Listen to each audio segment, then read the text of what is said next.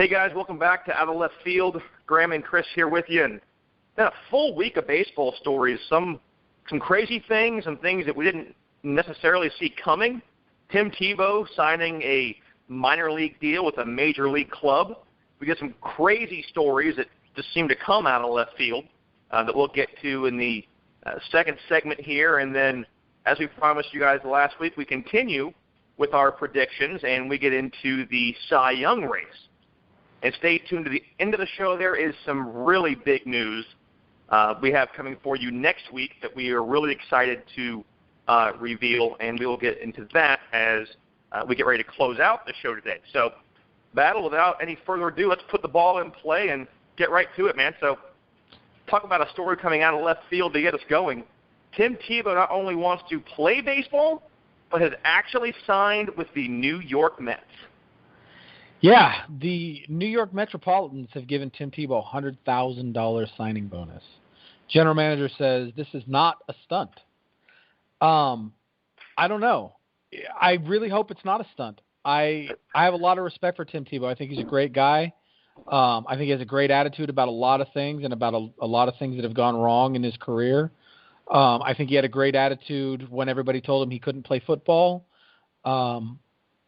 And I'd like to see him do well just because I like Tim Tebow. But a lot of my respect for this move is going to be based on what his commitment to baseball is. I mean, if he's willing to come in and play baseball and work to make it to the major leagues like every other minor leaguer has to work based on their hard work, dedication, and ability, then I'm good with that.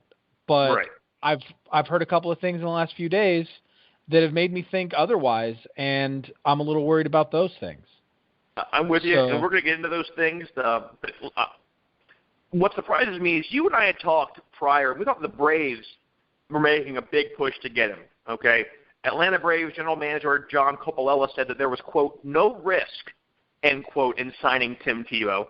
And the Mets ended up signing him, and he reports support St. Lucie for Instructional League in 10 days, September 19th. That's actually just south of me. So hopefully we're going to try and get out there and and talk to some of the coaches, maybe even get Tim on the show. But that is not the big news yet. We're hoping for that, and we will keep you guys up to date on that. Now, the whole idea of it not being a stunt, I want to believe because Sandy Alderson is one of those old school guys, a GM, been around a long time, a member of the rules committee. I mean, he bleeds the game of baseball. And I believe that if he's going to sign this guy, it has to be a legitimate feeling, because unless he's on the 40-man roster, they can't make any money off of him. They can't sell his jerseys. They can't make money off of his name, none of that stuff, unless he makes the 40-man roster for the New York Mets, which I would be highly surprised if he makes that next year. Now, the reactions to this come from opposite ends of the spectrum. Former catcher Chad Muller played 10 seasons with 7 different teams. I mean, there was less than, I think, 500 total games that he actually played.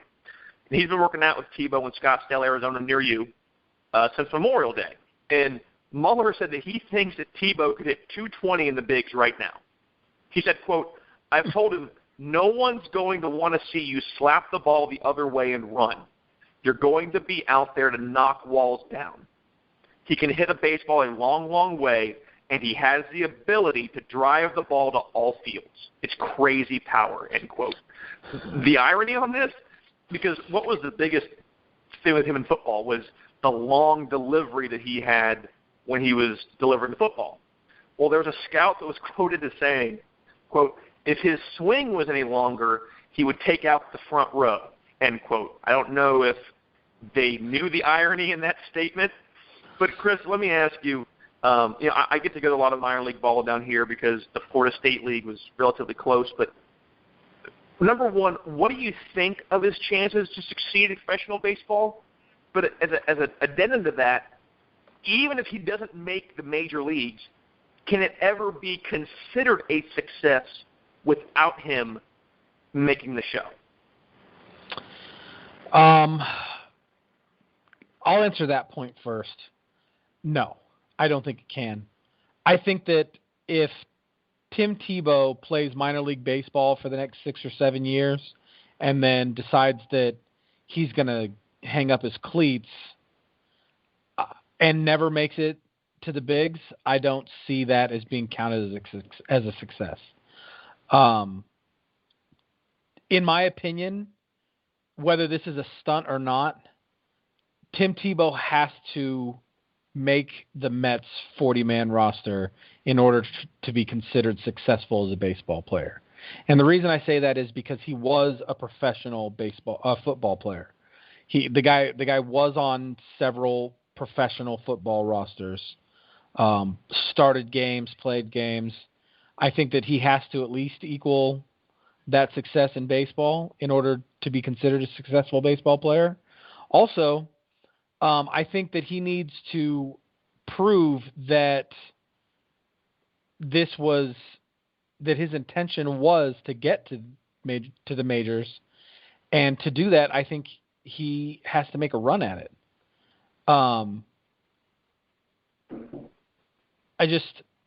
As far as whether or not Tim Tebow is going to make the big leagues, that's difficult. 10% of guys actually ever sniff the show.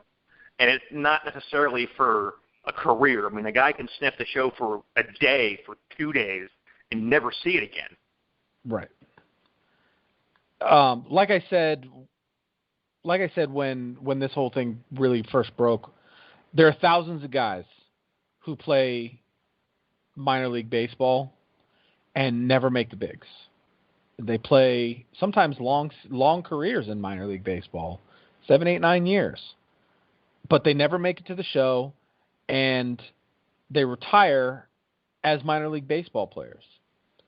So if Tim Tebow wants to do that, and he's not being given any sort of advantage based solely on the fact that he's Tim Tebow, I have no problem with Tim Tebow playing baseball.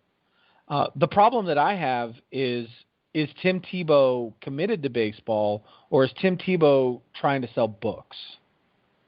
Well, let me ask you this before we get into that point, because that's kind of the cornerstone of all this is if we get to this part and you pull that away, this whole thing kind of crumbles into a sham. But I want to ask you this point before we get into the commitment side of it, per se. Baseball, as you and I both well know, is a huge game of, one, anticipation, but also of adjustment. It's vastly a game of adjustment. You and I are not football reporters. We have guys that break down football on thegruelingtruth.net, which, guys, we're proud to be a part of. You can check them out at thegruelingtruth.net. Check us out at OO Left Field on Twitter and at a Left Field on Facebook. At a Left Field hosted by Graham and Chris. So, Chris, the biggest issue that Tebow had was that long delivery, as we said, with the football. And he never could seem to adjust and get better at that, and it ended up working him out of the NFL. So is that a sign of him not being able to make adjustments, or is that something that because it had been a lifelong delivery type, he just wasn't able to overcome that, but because you could almost say new getting into baseball because it's been 10 years since he played, that he should still be able as a professional athlete to make adjustments and have a chance of success to maybe make it up to AA, AAA, maybe even the show? I'm going to answer both of your previous questions actually here. As to his delivery and being able to adjust, I think Tim Tebow can adjust. I think he's adjusted quite well in the National Football League to several things. He first adjusted to the idea that he wasn't going to be the starting quarterback for a championship caliber team. He then adjusted to the idea that whether he was the starting quarterback for a championship caliber team or not, he could still win games, which he did. He adjusted that throw length a little bit, not enough to affect his ability to stay in the league, but then again, he had thrown that way for his entire life, and body mechanics are a little more difficult. And I don't think anybody is really worried about his baseball mechanics at this point, with the exception of that one reporter that you mentioned. But swing mechanics are easier to adjust than I think throwing mechanics, especially for a quarterback. You're talking about a guy who throws the ball almost as much as a baseball pitcher. I think that in the long run, Tim Tebow will be able to adjust to major things in baseball. Where I worry about him adjusting are the minute-to-minute adjustments that are required, the adjustments to eye level, the adjustments to pitch speed, the adjustments to arm motions, those things that you have to adjust for in the batter's box on the fly at all times as a hitter. I don't see Tim Tebow making those adjustments as easily just because, and to compare it to football again, Tim Tebow was never really a big check down guy. He was never really able to make the adjustment from his intended receiver to a check down receiver. And if he did check down, it was a single check and then a throw. It wasn't multiple checks down the field and then throw to the open receiver. He had difficulty adjusting to defenses. I think he's going to have difficulty adjusting on the fly in the batter's box. As far as whether or not he's going to be successful, I have nothing to compare him to except Michael Jordan. In 1994, Michael Jordan decided that he didn't want to play basketball anymore following some personal losses, death of his father, some very serious personal issues. And potential gambling issues that David Stern forced him out, but we won't get into conspiracy theories. Yeah. Gambling for sure. I mean, it's pretty obvious that he's a degenerate gambler, but I love Michael Jordan, so we won't get into that. Let me ask you a question, Chris. Do you know who Michael Jordan's manager was with the Birmingham Barons? I don't. The gentleman that's managing the Cleveland Indians right now and has won 2 world championships with the Boston Red Sox, Terry Francona. Interesting. And Francona is on record saying that there is no doubt in his mind that MJ could have been a very successful major league outfielder. I think that Francona is a great manager, but I think he's also dead wrong. He played in Birmingham at AA level, and he played 127 games in 1994. He hit .202. He had an on-base percentage of .289. He slugged just .266 and an OPS of just .556. He hit 3 home runs in 497 plate appearances, and he was pretty good at taking walks. He had 51 walks. Unfortunately, he had 114 strikeouts. But if you watch the movie Space Jam, I mean, come on, man, the catchers were feeding him the pitch that was coming, so you can't hold that against him. I mean, you could say, yeah, he was struggling in Space Jam, but he had a long way to go.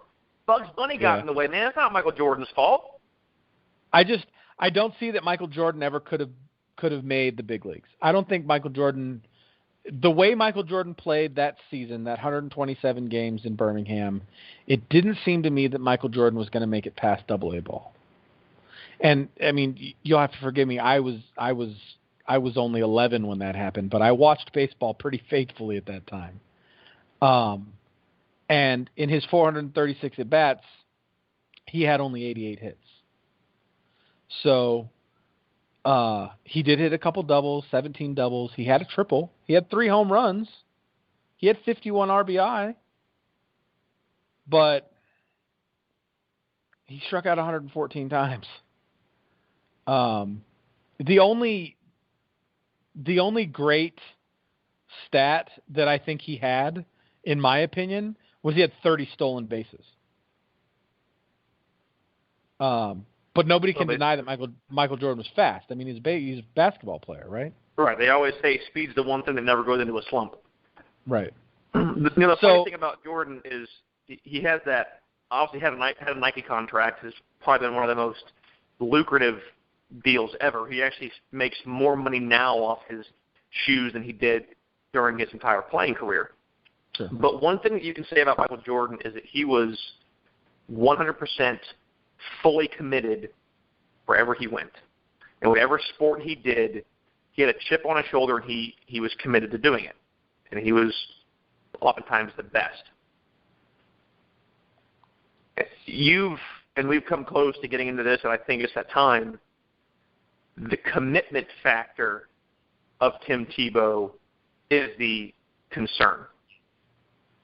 I just wanted to add one thing to Michael Jordan. It was 13 years between high school varsity play for Michael Jordan and minor league baseball, and it's 11 years for Tim Tebow between high school varsity play and minor league baseball. So that's where that sort of comparison comes in for me. Not necessarily that they were both big name players in other sports, but that they both had over a decade off from baseball. And I mean, in fairness to Michael Jordan, he went to Double-A.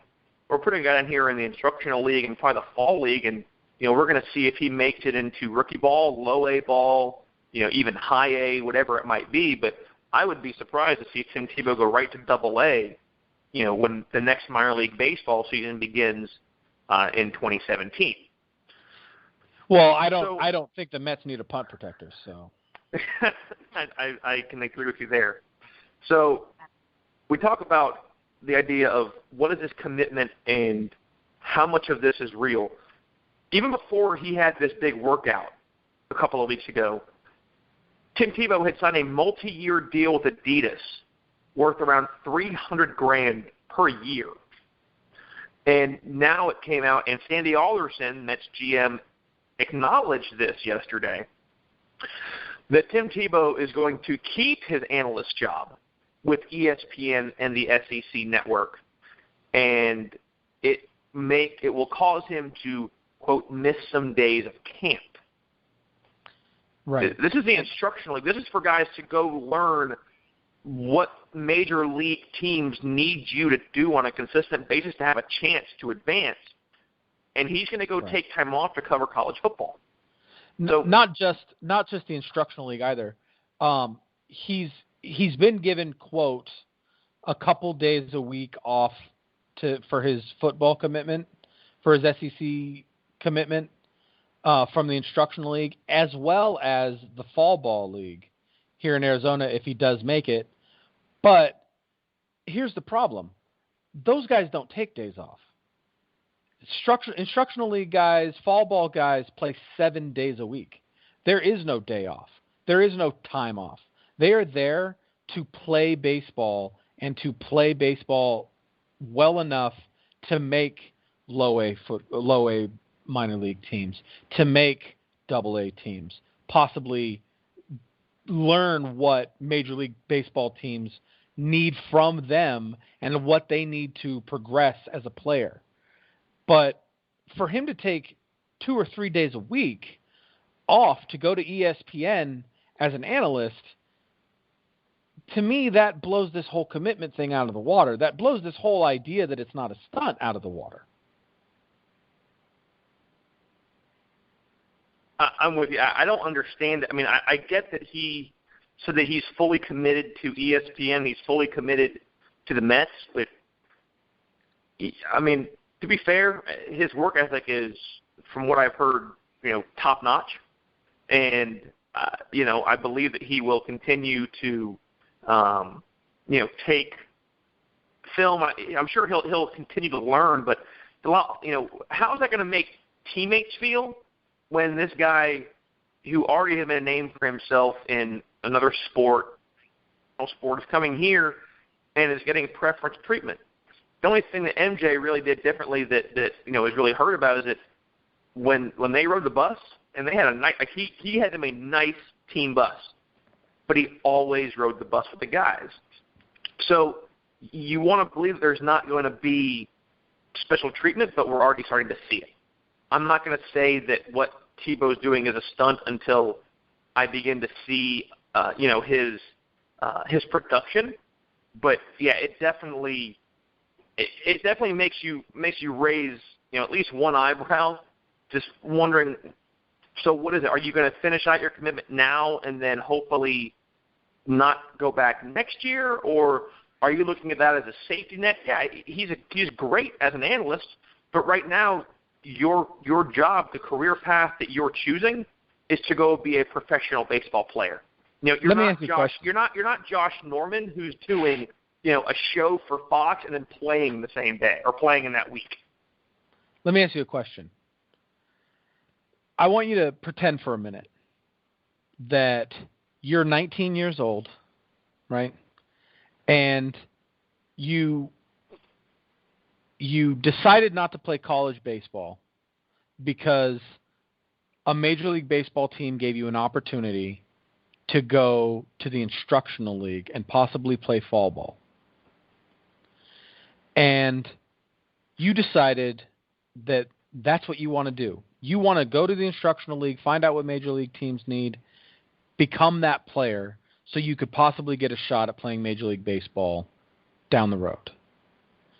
And you, unknown, unnamed, show up to the instructional league ready to play 7 days a week, work your heart out, and you are working for just a spot in the outfield. And then here comes Tim Tebow with his $300,000 a year contract with Adidas and his cushy analyst job at ESPN and his preferential treatment because he used to be a baseball player. And he gets out there and he plays in front of you based solely on the fact that he's Tim Tebow. How do you feel about it? I'd be really, really ticked off, but I'm not going to say that the Mets are putting him ahead of other guys right now. They're giving him preferential treatment, sure. But until we actually see how he is performing, I will hold off on that. In my opinion, if he struggles mightily, then yeah, then at that point, then it's a joke. In my opinion, if he's playing at all and taking 3 days a week off or 2 days a week off or whatever it is, multiple days a week, he better be MLB ready. Well, he better be high A ready. Yeah. Which is great. He better be an hour and a half. By the time fall ball rolls around at the end of the instructional league, he better be high A ready. He better receive an invitation to play spring training with the Mets next season if he's going to take days off. I agree. You definitely need to see. There needs to be more than a glimmer. I mean, there has to be, I think, clear and convincing, evidence, if you will, that, this guy, clearly has the opportunity and the physical ability to play the game, and that with enough time and training that he's going to be successful.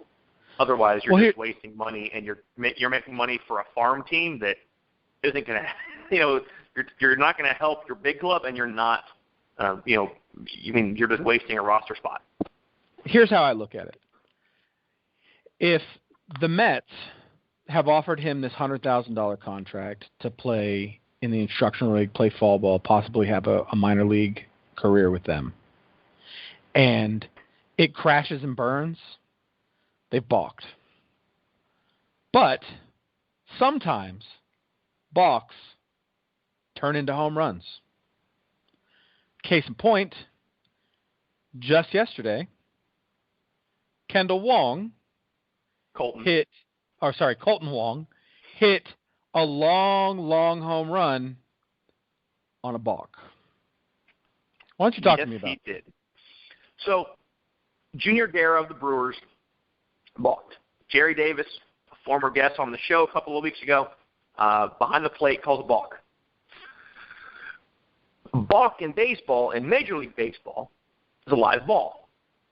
Now, granted, the large amount of balks are called due to, quote, the pitcher, while touching his plate, making any motion naturally associated with his pitch and failing to make such delivery, end quote. On something like that, it's where you see the shoulder, the shoulder turn. There's a little twitch. When that happens, more often than not, umpires are going to kill the play and advance the runners. However, if the pitcher delivers the pitch, so for example, on what Guerra didn't come to a full stop when he came set. Okay? They wanted to see a discernible stop between the hands the hand with the ball coming together with the glove. They want to see a discernible stop before you go into your delivery. If you roll through it, as we tend to say on the field, okay, it's a balk. It's a free swing for the batter. Because if the batter runner, which is what we refer to it, in the rule book, we don't call them the batter, we call them the batter runner. If they're put out prior to reaching first base, then the play stops. You put the batter runner back in the box and advance your base runners. But if the batter runner reaches first and all other base runners advance one base safely, the balk is nullified. So in this case, Garrett Balks put one right down Broadway, and Long took a free swing and put it in the bullpen in right field, and it scored Johnny Peralta. So I'm surprised at how infrequently guys actually swing at balks. Now, granted, a lot of them, if one's a low pitch, it's wild, whatever. But I have been very surprised at how few guys actually take a hack.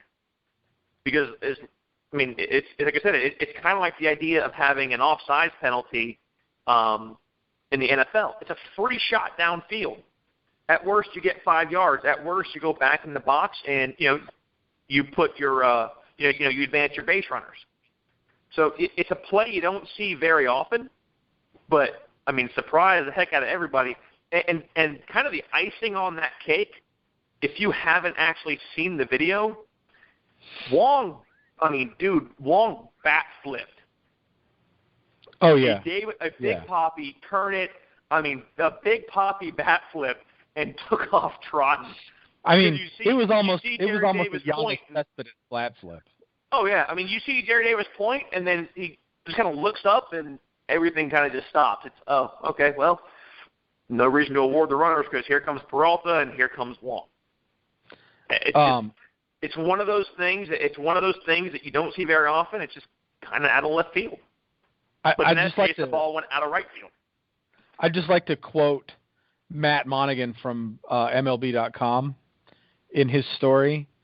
At the end of his story, he says, yes, if a pitcher delivers a ball after he's called for a balk, the ball is live, until someone like Colton Wong makes it dead again. Exactly. Yep, it was dead, then it was live, then it was dead, then it was live, and then it went deposited, into the bullpen. Yeah. Guys, reminder again that Out of Left Field is part of the Grueling Truth Network. Found at thegruelingtruth.net. All kinds of sports coverage from boxing, Canadian Football League, even some health and wellness stuff that's outside of the sports realm, of course, baseball, and a whole lot of football. So check them out at thegruelingtruth.net, where legends speak. We talk about Jerry Davis, a future Hall of Fame, in my opinion, umpire who was on our show. And in the same day, we had another fantastic umpire who was at the center of another, I don't want to say controversy, but another play that just kind of defies, it just kind of defies logic and makes you kind of shake your head. So yesterday in Cleveland, a crazy series of events sparked an intense debate about continued expansion of MLB Instant Replay, which even you and I discussed, and, of course, frustration at umpires, which, well, it's an everyday thing. So the bottom of the third inning, Astros pitcher David Paulino threw a 55-foot breaking ball to Lonnie Chisenhall. Chisenhall checks his swing, fouls the ball off the barrel of his bat. So, okay, foul ball. Only one problem. Home plate umpire Jim Joyce, which is, yes, the same Jim Joyce with the great mustache, who was up first for the perfect game that wasn't, was blocked by catcher Jason Castro. Yes. And if you watch the actual replay, which we will put up on our, or at least put the link up for you on our Facebook page, Out of Left Field, hosted by Graham and Chris, and on Twitter at OO Left Field, you can see very clearly that by the time that Castro goes to block, and with Joyce in the slot, he couldn't see it. You can hear a sound, but you can't tell if it's off the shoulder, off a shin guard, off of the barrel of a bat. Ball carried to the Indians' dugout. 2 runners come around to score while Castro argued with Joyce. Now, it was odd because the ball, assuming it's a wild pitch, which is what the assumption was, the ball's live. As Mike Napoli, the second runner, comes around to score and is about 5 feet from home, Joyce kills it.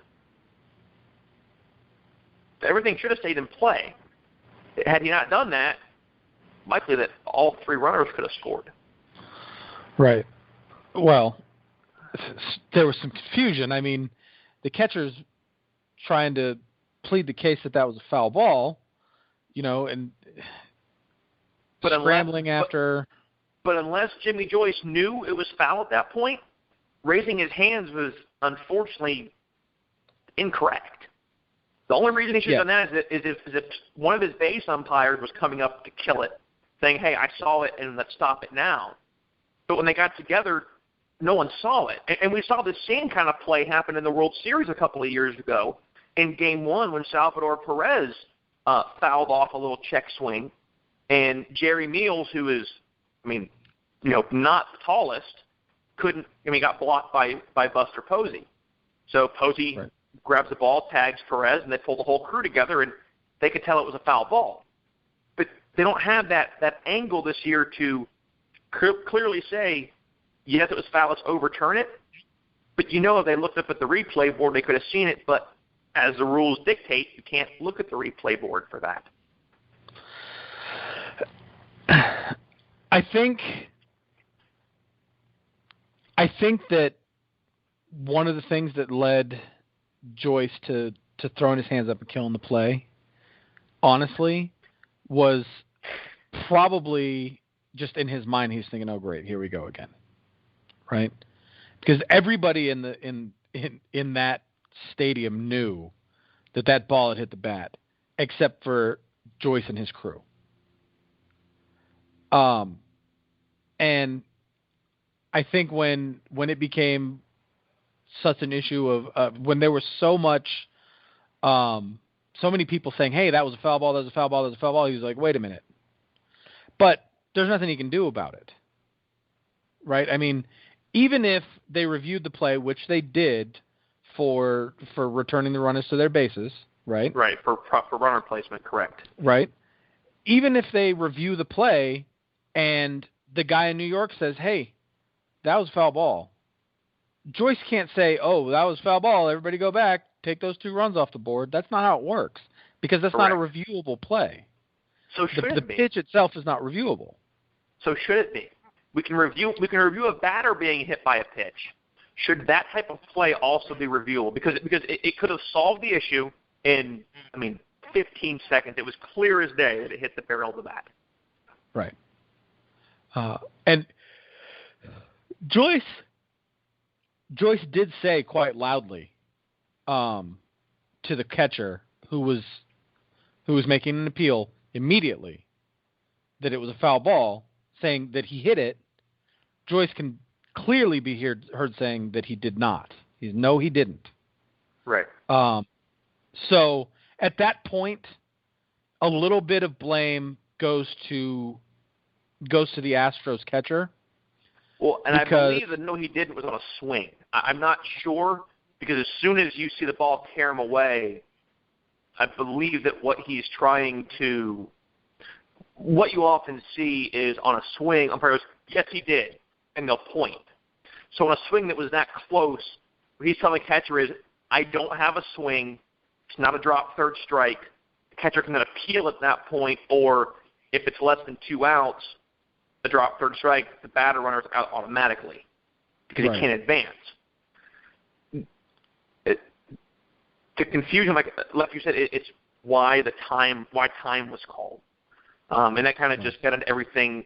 And that's the craziest part is he had to get on replay to properly place the trail runner, the runner on first went to second, and AJ Hinch, clearly was going to get ejected. It was a very calm discussion, and I think Hinch knew he was going to get dumped, and Joyce knew it. And it's one of those where, for all parties concerned, it was just a bad situation.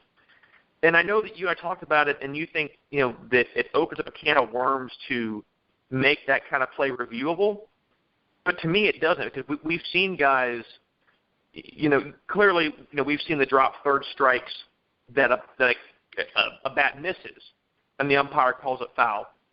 And that's one of those that people are going to say, well, if you're going to review if the ball hit the barrel of the bat, then you should be able to review if the ball missed the barrel of the bat. But at that point, if you review that play, you're putting way too much judgment into, okay, if it missed the barrel of the bat and you call it foul and he tags the runner, does the runner get first, all kinds of stuff. But determining just that, hey, on a, check swing, ball away, did the ball hit the barrel of the bat or did it, is this a wild pitch, is a simple review to make, and it can completely solve this issue. And to me, I think it's something that should be looked at because, granted, we've seen it happen on the biggest stage in the World Series, and the call was gotten, was correctly adjudicated.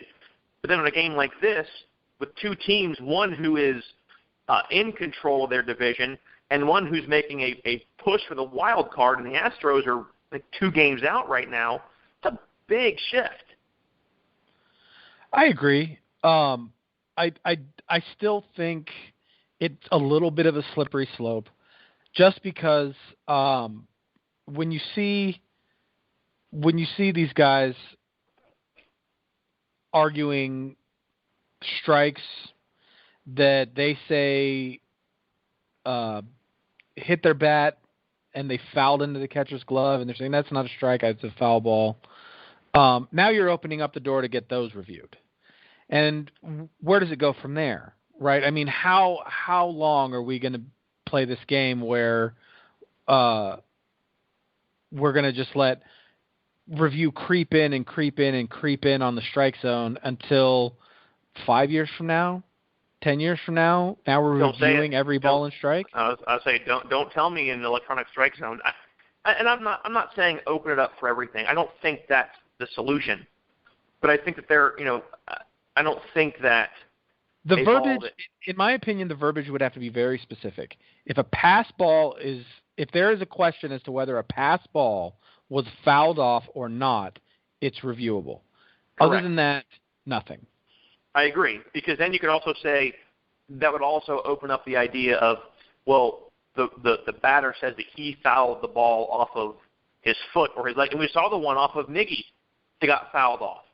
And sometimes you just can't. I mean, it's a white ball off of normally white pants, and you're asking a guy who's basically blocked by a catcher and a big guy in a box to see a foul ball off a front leg. And the last time I checked, umpires might be really good, but they don't have X-ray vision to see through things. Right. And a guy that's over 90 feet away on the corners is going to have a hard time seeing it too. So I'd like to end this conversation about the Houston Astros with the Twitter conversation that went on between the official Houston Astros Twitter page and the official Cleveland Indians Twitter page following that play yesterday. The Houston Astros immediately posted a tweet that just had 3 consecutive emojis with the thinking emoji, that emoji. Uh-huh. And the Cleveland Indians responded immediately with @Astros. Sorry, guys. To which the Astros replied, @Indians, it's not your fault.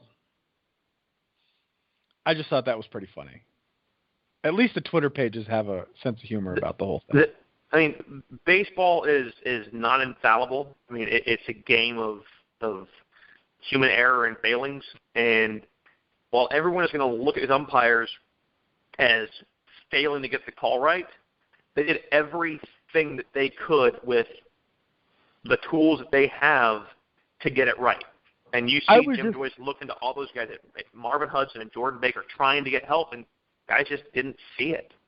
I would just point out that if umpires failed on as regular a basis as players failed, then you might have a case for saying that an umpire is doing something wrong. But a player is expected to fail 7 out of 10 times and still be considered great. There you go. So speaking of guys that fail 7 out of 10 times, how about a guy that seems to have been on the DL 7 out of 10 seasons? Granted, Strasburg hasn't been in that long, but my God, man, the guy comes back with just enough time to get hurt again. We talked about it a few weeks ago, and we're not going to beat a dead horse, or at least beat an injured elbow. But I mean, he returns but it might be time. It might be time to finally, raise the question. He returns from a DL stint Wednesday, gets 3 1/3 innings before he feels a, quote, pinch in his elbow, end quote, and starts wincing in pain. Trainers come out, and off he went.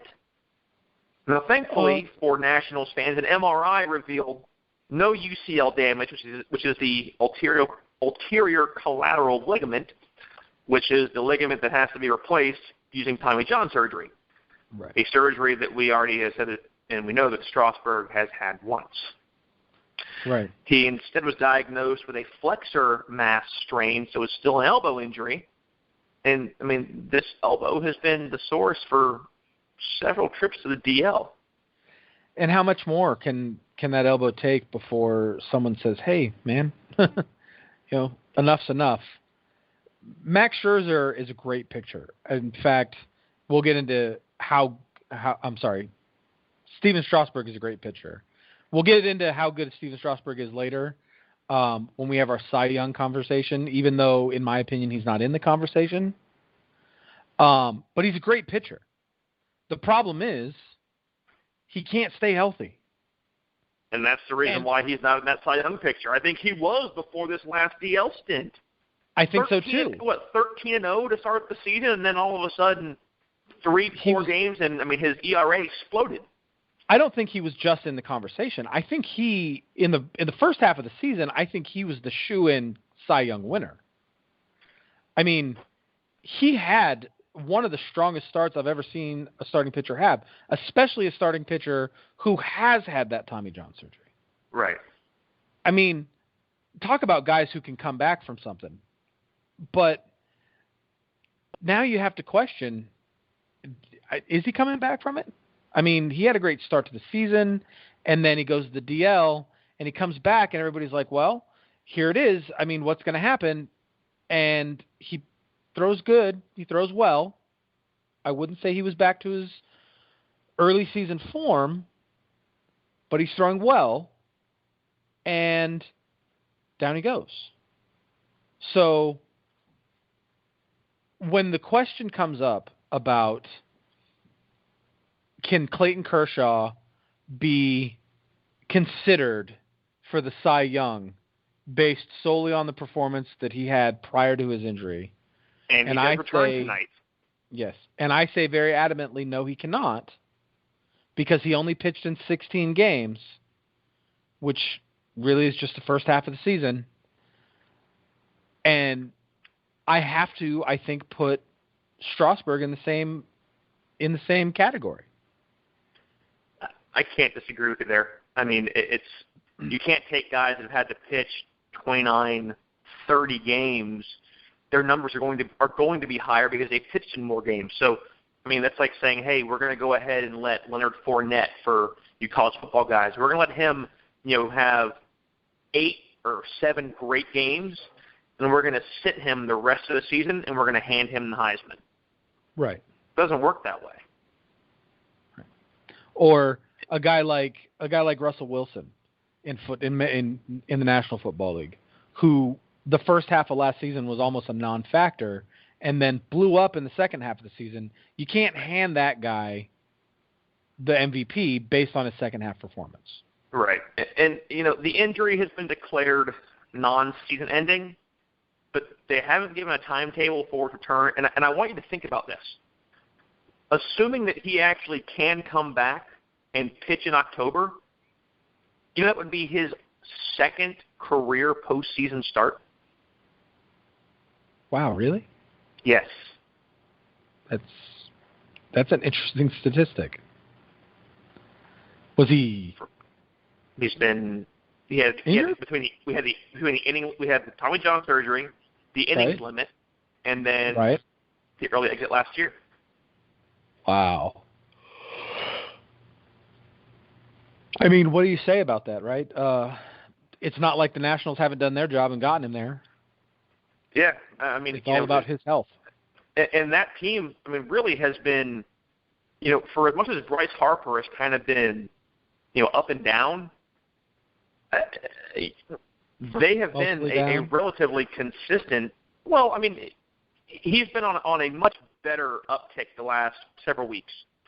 He started off the season great, really slumped, and a lot of it from what I had looked at and I had read and I had heard is that it was really the way that he was dropping his foot. Instead of really picking up and putting it in the same place, when he picked up that foot in preparation for his swing, he was really flying his hips open, and it was spraying a lot of stuff out, or he was rolling over a lot of stuff, and if he pulled the ball, it was just a little dribbler. Right. He has really, Strasburg was fantastic at getting the Nationals into a comfortable lead. Like I said, 13-0 to begin the season. But like I said, guys like Max Scherzer were just true to form. He kept doing what he did. So that kind of brings us into our Cy Young stuff. Guys, reminder, we are part of the Grueling Truth Network and proud to be so. Take a look at thegruelingtruth.net. All kinds of stuff on there. Got Mac and Mac doing their college football weekly show. I got a Notre Dame show if you're a Fighting Irish fan. If you're a Cincinnati Bearcats fan, you get On the Prowl as well. They're playing Purdue this week. And if you're in the NFL, if you're a Steelers guy, part of the Pittsburgh faithful, Steelers Weekly with Dwight Stone, week 1 is up now also on thegruelingtruth.net. Ton of good stuff there. You get plenty of podcasts, a lot of good articles, and there'll be power rankings. You get a bunch of top 10 ranks, all kinds of good stuff. So check them out at thegruelingtruth.net, where legends speak. And again, remember to follow us on Twitter at OOLeftField. Also, check us out on Facebook, Out of Left Field, hosted by Graham and Chris. And like our page there, all of our shows are up, a lot of good stuff. And we love having interaction with you guys. So, Chris, one of the questions, a big question we posted this week to our faithful fans is, who are your Cy Young Award winners and why? Got a couple of good responses. Got more so as to the names, more so than the why. But we had Kyle Dorman say that he has Rick Porcello in the American League and Max Scherzer, who we've been talking about in the National League. Jameis Mooney has Scherzer and J.A. Happ, and surprisingly, Happ got a lot of love. I was a little bit surprised, the amount of people that thought Happ would be a pretty viable candidate for the Cy Young Award. And, I mean, the numbers back up that he certainly could be in the conversation. Alexander Shear says, your boy, Madison Bumgarner, because, quote, even though he doesn't have that good looking of a win-loss record, still has an excellent ERA and was robbed multiple times. He had 2 complete games. He got a loss for because he allowed 1 solo home run and the offense didn't score, or the bullpen failed him, which we know the bullpen has. And he also thinks Rick Porcello, he's been a consistent pitcher with probably the best record in baseball, but he thinks that there are more worthy players out there like J.A. Happ. So great, really good analysis there by Alexander Shear. Appreciate you listening to us, so shout out to you. Great stuff, and also Jameis and Eric. Thanks, guys, for listening and commenting. We always appreciate the fan interaction on our Facebook page, Out of Left Field, hosted by Graham and Chris. So with that battle, let's go into the National League. Pretty good. I mean, a pretty good race of guys there. I mean, guys you've heard of: John Lester, Jake Arrieta, your boy Madison Bumgarner, Max Scherzer, and we could probably add a closer to the list this year in the National League, and Kenley Jansen of the Dodgers. Yeah, no, absolutely. I think that if you step back and say and look at things objectively, Jansen has to be in the conversation, right? Because you can't step back and objectively say that Zach Britton's not in the conversation for the American League.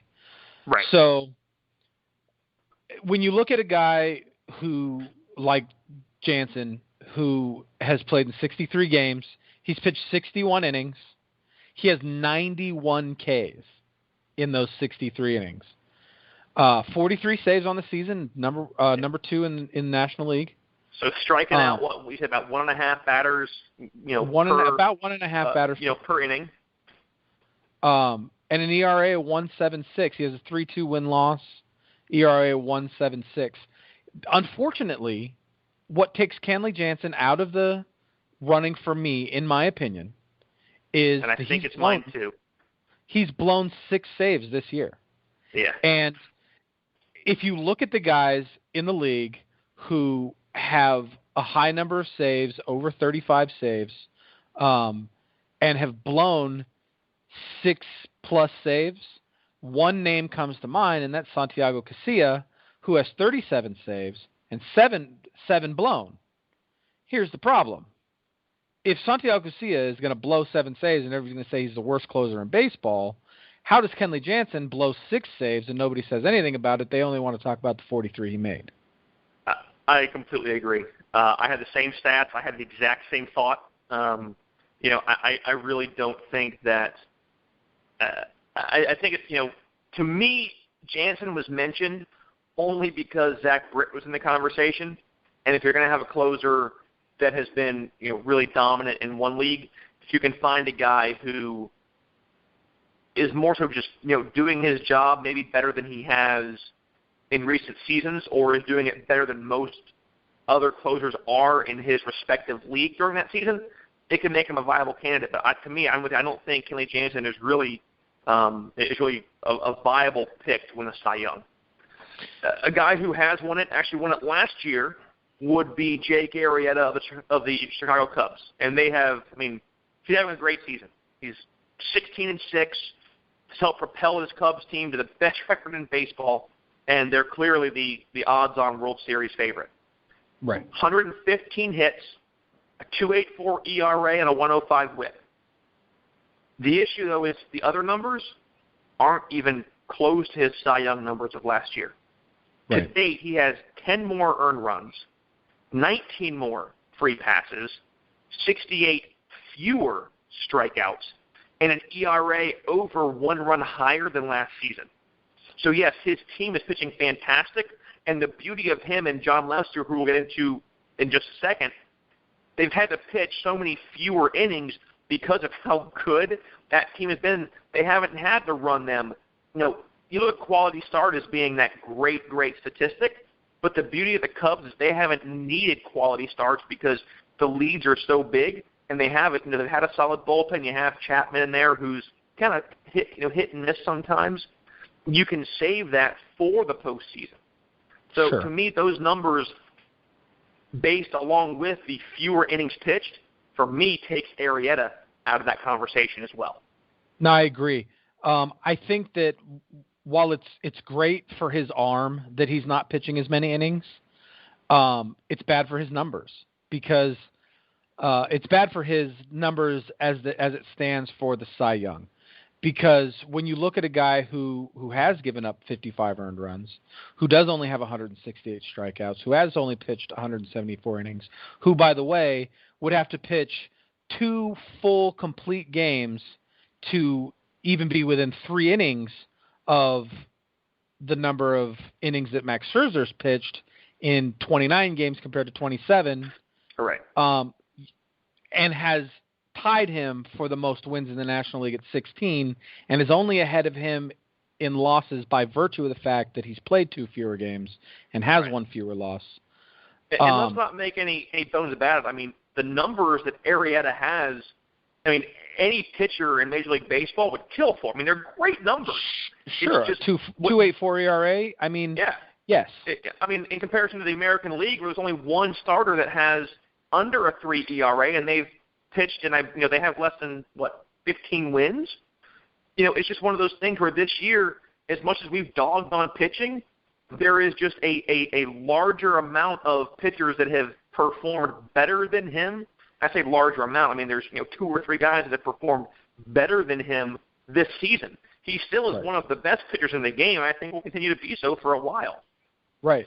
And so is his teammate, John Lester. So is his other teammate, Kyle Hendricks. These guys are going to be guys who do really well, but these are also 3 guys who have pitched 27 games apiece, and have between 165 and 175 innings pitched, and have given up, Kyle Hendricks has the lowest ERA in the National League at 2.07, but he's only got 145 strikeouts. He's only got 14 wins. But John Lester, to be fair, he is having an absolute career year. He's well below the 200 innings pitched mark at this stage of the season. He's 31 innings below, so he's at 169 flat. But in that span, he's allowed only 129 hits, which is fantastic. 49 earned runs, which is by far the best in his career over a full season. The largest number of earned run, or the lowest number of earned runs in his career in a season in which he pitched 30 games. Aside from 06 and 07, he's been a 30-game pitcher every year. He had 60 earned runs last year. That was his best, was 60. He's been 89, 110, mid-70s. So to be at 49 is just absolutely fantastic for him. He's got 47 walks, holds a 2.61 ERA, a 15-4 record. He's allowed 20 home runs, which is kind of on par with what he's been for most of his career. But the numbers that we're seeing for him are fantastic in an age 32 season. So I think Lester makes a great argument for pushing that top tier. If he ends the season closer to 18, 19 wins, most likely closer to 18 because he's probably got 3 games left in the month, I think there's a pretty good opportunity. That's depending if Joe Madden doesn't go ahead and use some of his call-up guys to give them more experience in playing and let those guys sit a little bit. But I think Lester, as good as his career, or as good as his season has been, to me, I think it leaves him at number 2. And I say number 2 because I've got the next 2 guys at a 1 and a 1A. I think that they're a wash when we compare them. And you and I, as much as we've had good arguments, this is one of those where I'm not going to try and convince you otherwise because I agree with what you're going to tell me, and you agree with what I'm going to say. I think it's kind of a coin toss between these guys, and it's really going to come down to their last few games of the season, and that is Mad Bum and Max Scherzer. Right. And I'd just like to point out about the National League this season, and one of the things that I feel bad about John Lester having a career year and ending up at what will probably be a number 3, because they're not going to give a 1 and a 1A in real life. But there are 7 starting pitchers in the top 10 Cy Young candidates right now, according to ESPN. That is Max Scherzer, Jake Arrieta, John Lester, Kyle Hendricks, Madison Bumgarner, Johnny Cueto, and Tanner Roark. And every single one of them has a sub-3 ERA. The highest of those 7 is Tanner Roark at 2.89. As opposed to the American League, in which there is also 7 starters. And none of the starters, with the exception of Aaron Sanchez of the Toronto Blue Jays, have a sub-3 ERA. Not one of them. Who is he's 13-2 in 26 games. So 26 games. Very, very impressive. Actually, ESPN has a second closer on the AL Cy Young. Their predictor would be K-Rod, which I didn't really even consider that to be a viable option. So your boy Mad Bum, the crazy thing this year is very similar to what Alexander says. He's got 4 complete games, ties his career high. 54 earned runs to date is the lowest of his career in a season in which he pitched more than 20 games. Unless he gives up 8 earned runs over the next month, he will end with the best earned run total of his career. He's got 2.51 ERA, best of his career as well up to this point. 14-8 record though, but 217 strikeouts makes him one of the best pitchers of this generation and definitely this season. But he really did get let down by his defense and by his bullpen. And he's had a couple of games where run support that he needed to go ahead and win a game came off of the stick that he was holding. Exactly. And obviously, you can't add that into the conversation about the Cy Young, unfortunately, how well he hits. Although he has won himself games this year with the bat. We could be talking about him next week with our MVP discussion. I wouldn't rule it out. But the fact of the matter is that he has 4 complete games, one of those for a shutout, which is not something that he's not used to. He does pitch complete games. He likes to pitch complete games. He would rather not have guys come in. He's one of those guys who doesn't like to come out of ball games. I mean, I guess no pitcher likes to come out of a ball game in a bad situation. But even when he's in a closing situation, he doesn't want the closer to go in. He'd rather go and do it himself because he is a workhorse. I see your note down there. He is a workhorse. He wants to pitch 9 innings every time he steps on the mound. And realistically, he wants to pitch 9 innings and then take a day off and then go pitch 9 more. That's just who Madison Bumgarner is. I want to ask you a question on that, though, which it's a little bit off the Cy Young topic, but I'm curious about something. Do you think that ingratiates him to his teammates in his bullpen, or does it make the pen think that he really has no confidence in him? And granted, he doesn't have a reason to have much confidence in him this year, but is that a mentality that you really want to see a guy have, or does it make you feel like maybe he doesn't think that we can do our job and back him up, even if they're having a good bullpen year? So Madison Bumgarner has actually addressed that issue directly, and so has the bullpen in San Francisco. You could construe it that way. However, neither the bullpen nor Madison Bumgarner do. Madison Bumgarner wants to go out there and pitch because Madison Bumgarner likes to pitch. He wants to be on the mound. He wants to be the one who is in control of the game. And when he has to come out, he takes that as his having done something wrong. So he feels that he's fallen short or he's failed, and it's not, and that correct. He should be giving those guys rest. He should be go ahead and getting his right. job done. Because he feels like, I can do it, so why not just do it? Why not just pitch the whole game? And he has pitched 3 complete games that were not shutouts. That these aren't games that you typically see a pitcher go all 9 in. Right. You almost never see a pitcher go all 9, especially when he's down 1-0. But he has done that this season. Yeah, and, definitely. His previous 2 seasons, he pitched 4 shutouts, but he pitched 4 complete games, but he had 2 shutouts in each of those seasons, which means he pitched games that you wouldn't typically see a pitcher complete in those seasons as well. Right. So this is not new for him. This is something that he wants to do. This is a place that he wants to be. And the bullpen, I think, I can just tell you what Javier Lopez and Buster Posey? No, not Buster Posey. One of the other relief pitchers over there. Pitcher. Okay. Has said about it. Javier Lopez is the most vocal about it, saying that he likes to take rests. He likes to not have to come in and face a guy and then go out. And if he can take a day off, that's obviously Javier Lopez wants to play baseball, but he wants to see a guy like Bumgarner come out and pitch a complete game because it's exciting in baseball.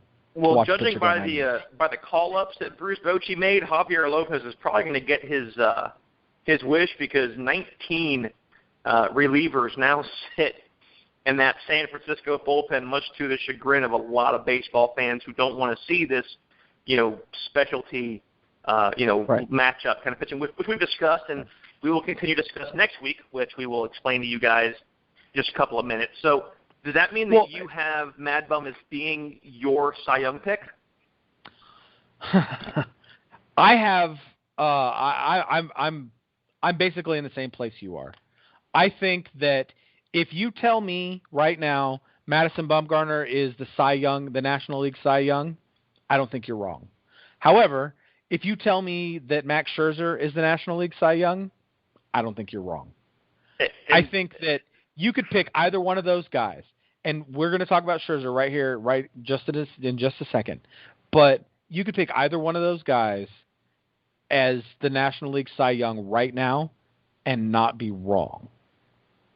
Definitely. I mean, and that was what we were talking about with Strasburg, is he was widely considered to be having, and we actually said on the show, I want to say it was back when we were discussing the Cubs and the Nats series on like one of our early shows, 4, 5, or 6, I believe. But guys, if you want to ever go back and listen to some of our our original stuff when we started, moving all the way up, you'll find our shows. They're in order, easy to find. Out of Left Field, hosted by Graham and Chris. On Facebook, like our page, leave us a comment. We're always quick to respond with you guys, and we always like to interact. And hey, we might ask you for more information if you give us a point, but a lot of times, as you can see, those points might make the show. Scherzer was kind of the dark horse, man, but his numbers this year really have been reminiscent of 2013. And for those of you who don't remember, he won the Cy Young with the Tigers that year. It's the year that it was his contract year when he came over to the end of Washington that next season. So in 29 games this year, 197 total innings. He came to Washington the season following. He came to Washington in 15, not 14.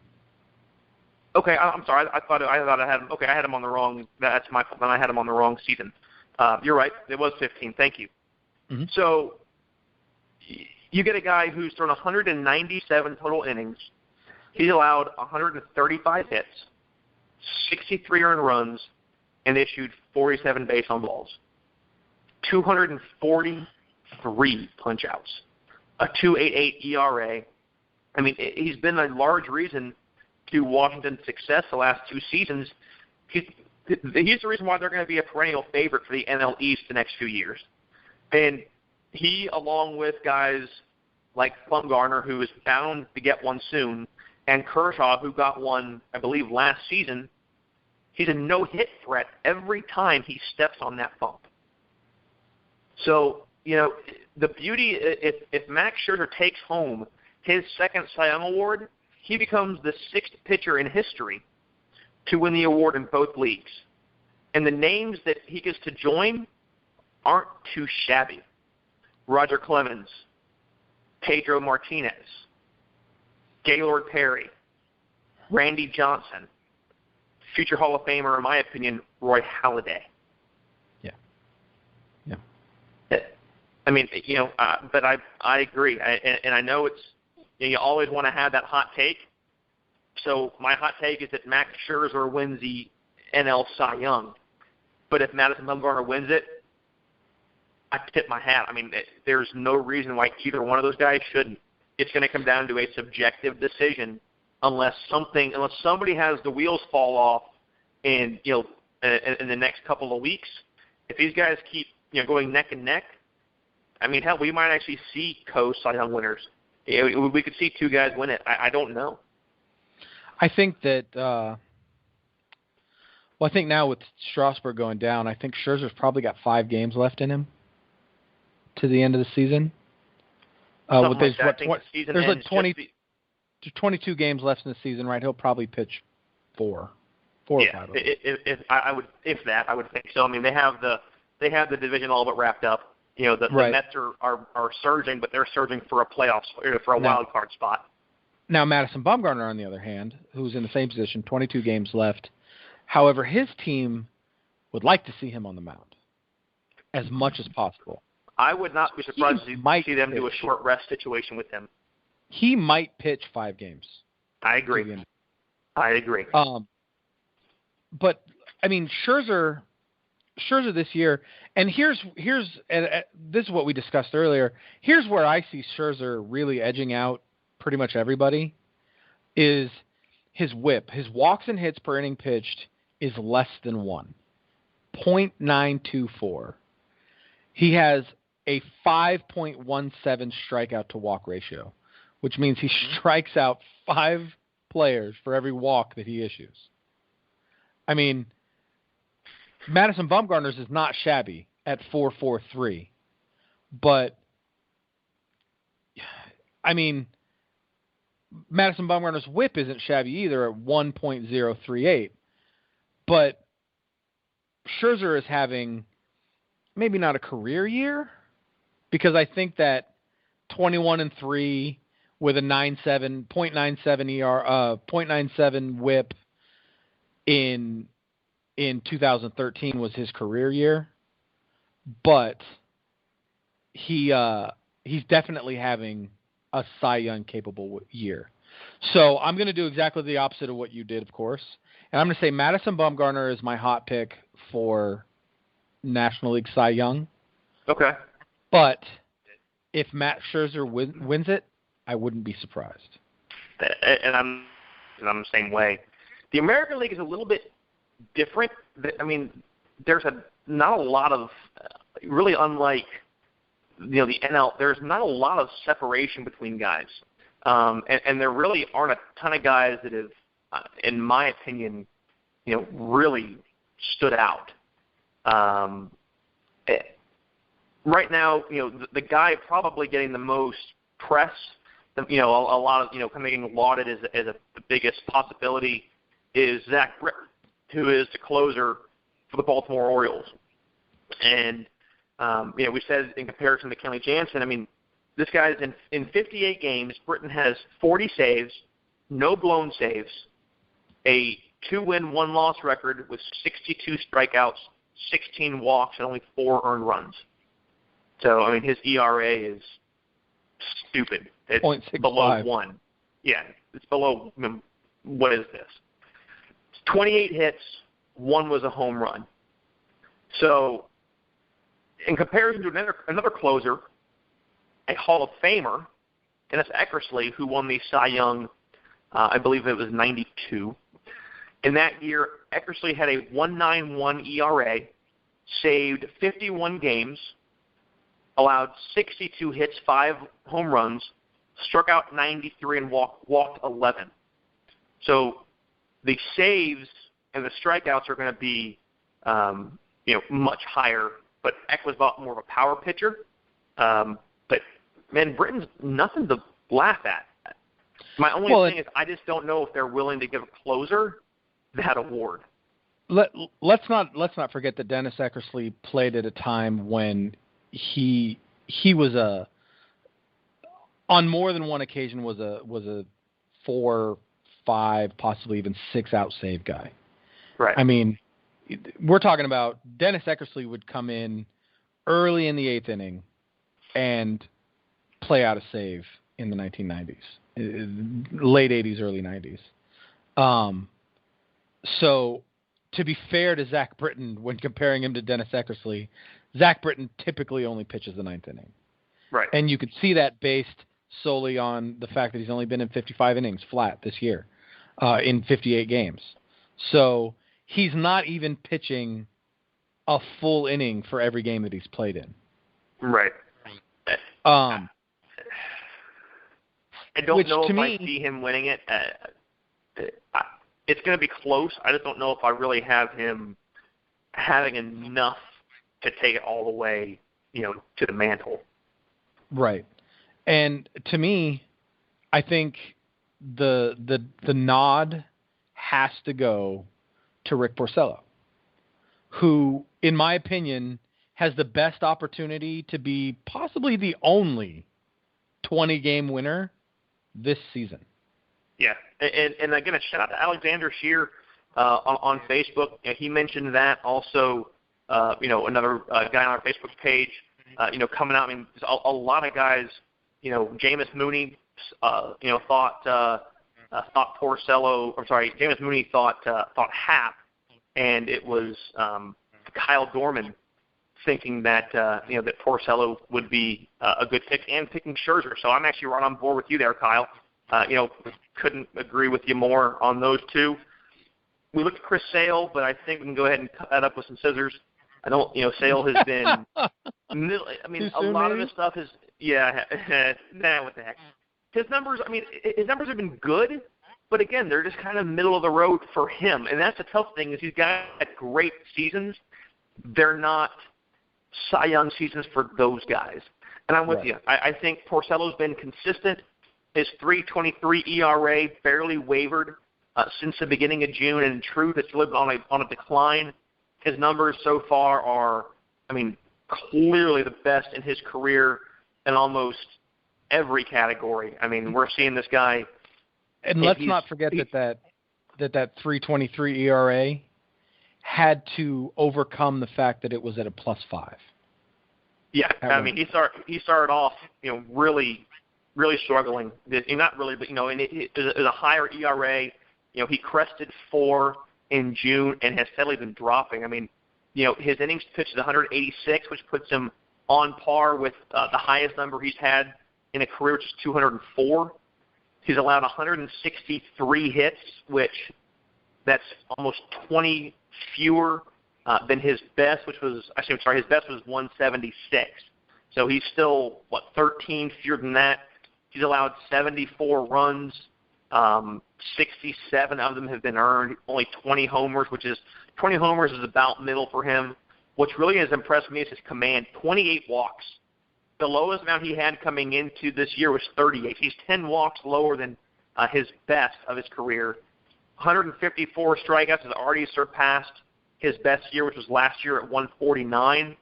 And he's 19-3, man. A 4.3 pitching WAR and a 1.02 WHIP. His WHIP is the best of his career by far in that 3.23 ERA. So yeah, it's impressive. He's got one error as a fielder, which doesn't really, that's not really what we're looking into as far as MVP stuff. But what he's doing on there with the way that a lot of guys say David Price, but Price, as we said, started off really rough. A high 4s ERA, close to 5 for a long chunk of time. Yeah, I think Porcello, to me, as long as everything stays kind of kosher to where it is, I think Porcello goes ahead and and takes the AL. So, a great job by our listeners. They really, some good points, some good picks. Definitely seeing the game, and again, we love having that interaction on Facebook at OO Left Field on Twitter and Out of Left Field hosted by Graham and Chris on Facebook. You ever have a show idea, email us, ooleftfield@gmail.com. So, final picks, we both have Rick Porcello in the American League, and neither of us have an issue. I have Max Scherzer in the National League, and Madison Bumgarner is who Chris has picked for his NL Cy Young winner. Chris, anything else you can think about we need to let the folks know? Yes, I think there is one thing that we need to let the folks know.